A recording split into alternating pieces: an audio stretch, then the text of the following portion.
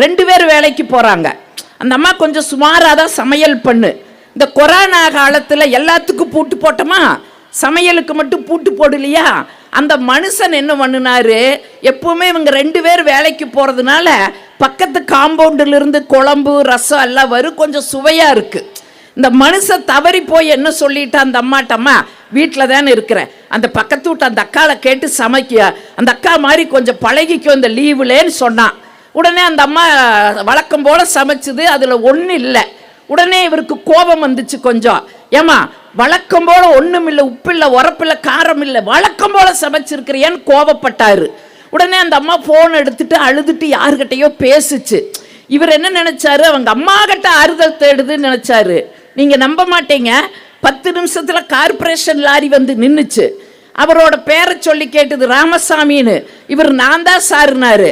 சோத்துல உப்பில்லை காரம் இல்லை உரப்பில்லை நல்லா சொன்னையான்னு. ஆமாங்க சாமி சொன்னேன்னாரு.